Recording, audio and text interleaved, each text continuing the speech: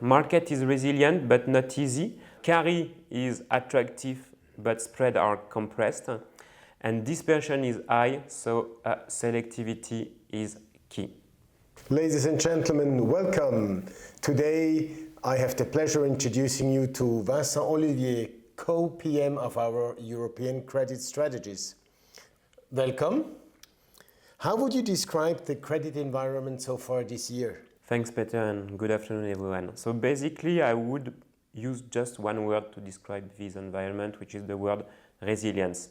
So despite Middle East conflict, despite AI disruption in some sectors, and even despite private credit fears, I have not seen any panic at all in credit this year. So yes, I think the word resilience is very appropriate. As said, very resilient, very impressive. How do you explain this fact? So I would basically think about two reasons. One is fundamentals, and second is flows. So fundamentals have been resilient all across the year. For example, if you take corporate, growth is okay, even if it's quite limited in Europe, but corporate margins are resilient and leverage is under control. On financials, fundamentals are even stronger. So banks have very high capital ratio, they are strongly profitable, and balance sheet is healthier than what it used to be in previous cycle. So fundamentals is reason number one. Reason number two is flows. So flows have been supportive even when you had a spike in volatility this year. Primary market has been fully open. Order book have been quite strong. And basically I would explain that very easily. So right now investors are focusing on total return yield, so which are historically quite high, and are not focusing on credit spread. So better this year it's all about carry in credit. How are you positioning portfolios in the current environment?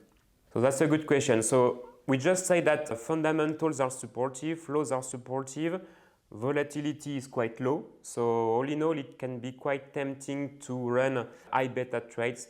However, I would be more balanced here.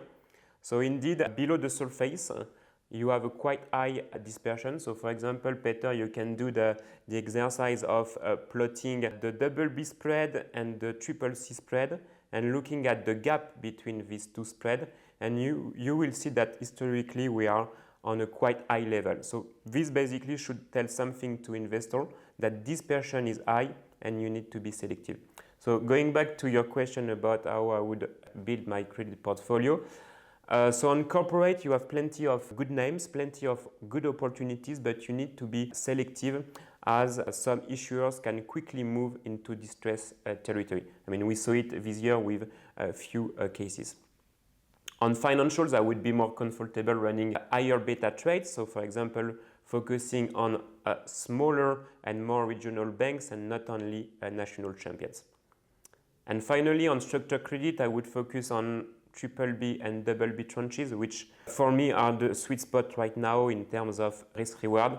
And I would be more disciplined with the bottom of the capital structure, so single B and equity tranches. As a final thought, what is the most important message you would like investors to take away from our discussion? So I think basically we can say that market is resilient but not easy.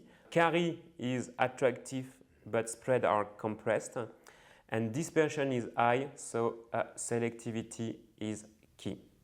Vincent, thank you very much for your insights. Ladies and gentlemen, thank you very much for watching RAM Active Investment TV.